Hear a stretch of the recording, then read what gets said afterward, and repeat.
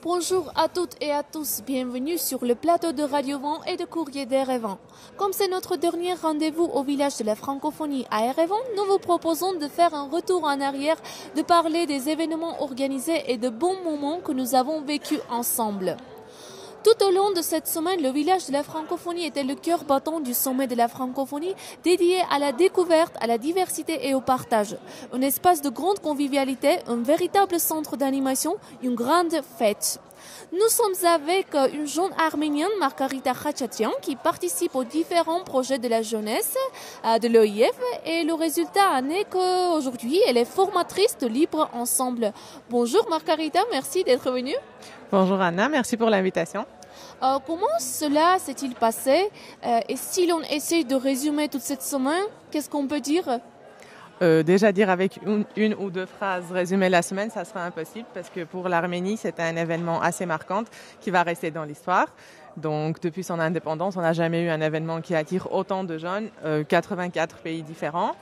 Donc si on commence à résumer, on peut commencer à partir de dimanche, l'ouverture du pavillon. Il y avait du monde extraordinaire. Nous, on était dans le pavillon de la francophonie dans le cadre du formation Libre Ensemble.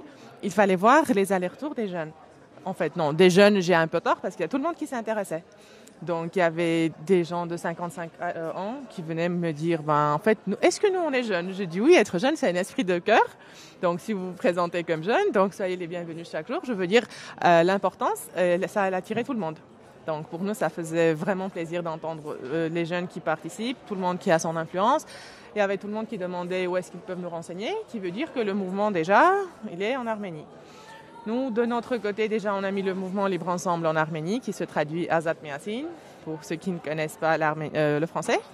Donc, c'est-à-dire, ça fait encore un pas en avant pour le mouvement. Donc, on l'a également traduit en arménien. Pour le 11 et le 12, comme tout le monde le sait, donc c'est férié, juste pour montrer l'importance de l'événement dans notre histoire, comment ça se passe. Pour résumer, en fait, je peux également dire que c'était très, très important les allers-retours que les autres ont fait. Par exemple, quand nous, on marchait avec les jeunes dehors, il y a tout le monde qui s'approchait en disant « bonjour, bonjour ». Donc, si les jeunes ne connaissent pas autre mot, ils disent « bonjour ». Les jeunes internationaux, ils ont appris le mot « baref » en arménien. Et donc, du coup, ça faisait réellement plaisir de savoir comment est-ce qu'ils peuvent communiquer entre eux. Ce qui veut dire que c'était une découverte et de la part des Arméniens et de la part du monde francophone qui était en Arménie. Vous avez évoqué « bonjour », mais j'avais entendu qu'on a également appris « Azat Miasin », n'est-ce pas? Azat Miasin, c'est tout le monde qui a appris. Quand on me demandait comment vous faites la traduction, c'était Azat Miasin. Et donc, on écrivait en lettres françaises Azat Miasin, que tout le monde, si l'un voit l'autre, il dit « parlez Azat Miasin », ça faisait réellement plaisir d'entendre ça à côté, de la part des autres. Margarita, quel était le moment le plus marquant de cette semaine, d'après vous? En tant que jeune, je peux dire que c'était le 9, la journée de la jeunesse, où on était, je sais même pas combien d'énergie j'avais mis dans cette journée, mais c'était incroyable déjà le résultat qu'on a eu, parce qu'il y a tout le monde qui était impliqué dans tous les pavillons, donc c'était pas que le nôtre qui était trop actif. Et donc, ce que j'ai bien aimé, c'était l'inclusion de la jeunesse, qui veut dire que quand avant, nous, on disait à l'OIF que la jeunesse arménienne est bien impliquée, nous, on n'avait pas tort du tout. Qui veut dire que le résultat était réel. Donc, il y avait des écoles, il y avait des universités, des jeunes, des groupes de jeunes, des amis, des familles qui étaient là. Qui veut dire que les mouvements qu'on a essayé de faire, on a essayé de faire notre maximum, en fait. Et donc, ça a été bien réussi. Donc, pour moi, dans toute la semaine, le plus marquante, c'était le journée de la jeunesse. Donc, la première partie, c'était les ateliers qu'on animait. La deuxième partie, c'était la présentation. Donc, moi, comme j'étais dans différents projets, Libre Ensemble, Hermione, navigation de l'Atlantique à la Méditerranée, qui veut dire j'ai eu quelques occasions de monter sur scène. Et ça me faisait réellement plaisir parce qu'en fait, quand tu es dedans, tu remarques pas autant l'importance du projet. Mais du fait, quand tu reçois les feedbacks, quand tu reçois déjà des commentaires, déjà, tu vois le résultat que tu as eu. Et ça faisait vraiment plaisir de monter autant sur scène grâce au projet de l'OIF.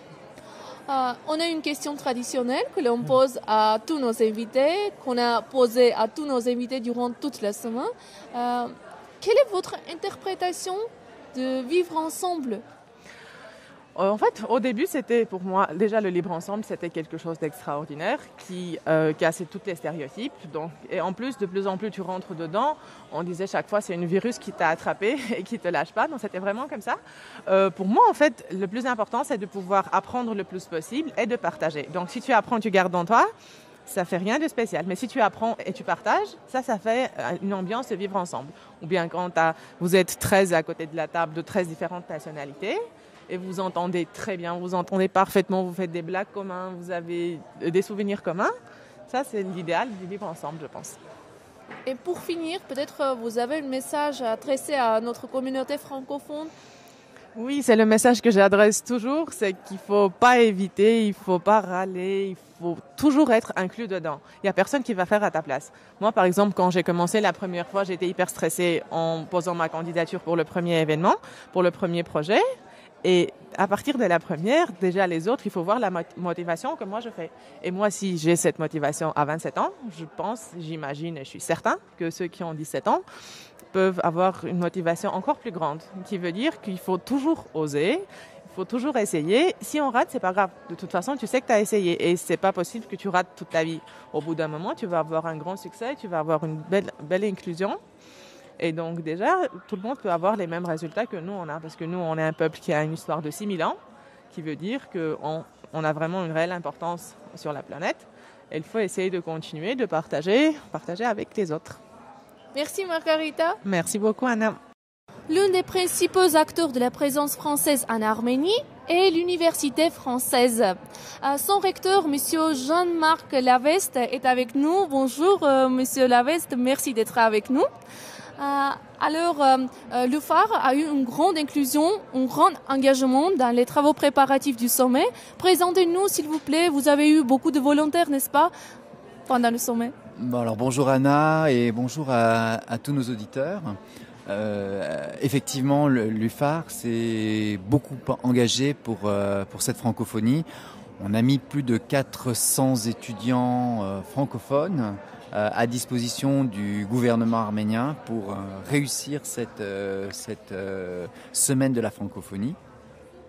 Alors des étudiants qui étaient à l'arrivée à l'aéroport, qui étaient dans les hôtels, qui étaient sur les stands, j'en croise partout.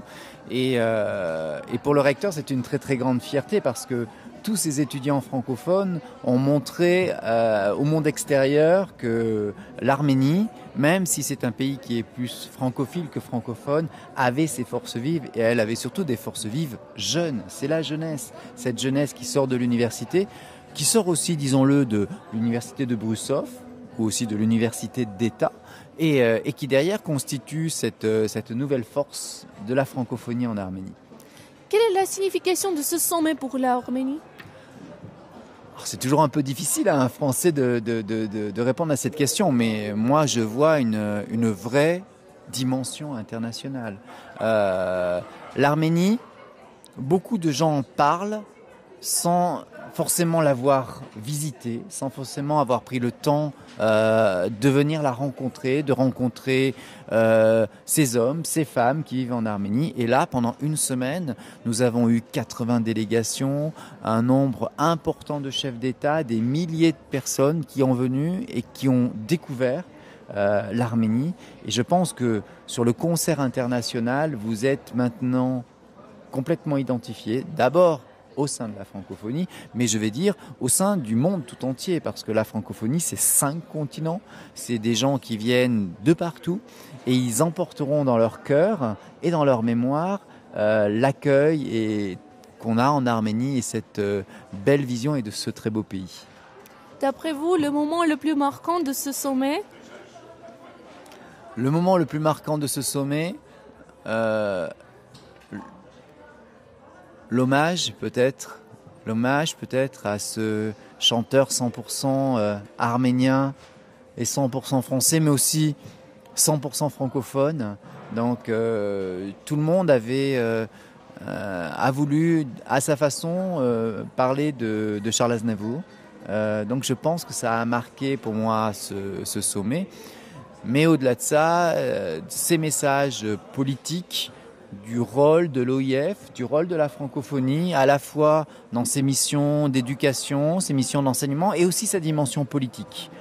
C'est un organisme dont la voix porte, c'est un organisme qui représente les 5 continents et je suis aussi convaincu que c'est important et c'était important qu'il se fasse ici, à Erevan. Monsieur Laveste, quelle est votre définition de vivre ensemble ? Le vivre ensemble, pour moi, c'est quelque chose que j'applique tous les jours. Le vivre ensemble, c'est de donner pour pouvoir un jour recevoir. C'est d'être ouvert, c'est de comprendre, vouloir comprendre la pensée des autres pour pouvoir mieux échanger et pouvoir mieux confronter les idées. C'est ça le vivre ensemble. Le vivre ensemble, c'est ce qui nous attend demain. Un homme ou une femme ne peut pas vivre seul. C'est pas possible. Donc c'est forcément ensemble. Il faut que cet ensemble, il devienne le plus large possible. L'espace de la francophonie est un bel espace. Moi, je le dis à mes étudiants, je le dis aux gens qui m'écoutent, je rêve demain que dans mon université, j'ai 30% d'étudiants qui viennent d'Afrique, qui viennent de tous les pays francophones, car nous montrerions à l'Université française en Arménie qu'elle a une dimension totalement francophone et à l'Arménie d'accueillir toute cette population qui ne peut que l'enrichir intellectuellement, philosophiquement. Et je trouve que nous aurions à ce moment-là franchi une nouvelle étape. C'est le vœu que je souhaite pour cette université et pour la francophonie en Arménie. Merci beaucoup, Jean-Marc Lavest. Merci. Merci à vous, Anna, et merci à tous nos auditeurs. Chers auditeurs, pendant une semaine, des interviews et des débats autour de la francophonie ont été proposés par les rendez-vous de l'OIF. Nous avons découvert et nous avons présenté le monde francophone avec toutes ses couleurs, avec toute sa diversité et sa richesse. Ici, à Erevan, au village de la francophonie, nous avons vécu et nous avons créé ensemble. Au revoir et à la prochaine découverte.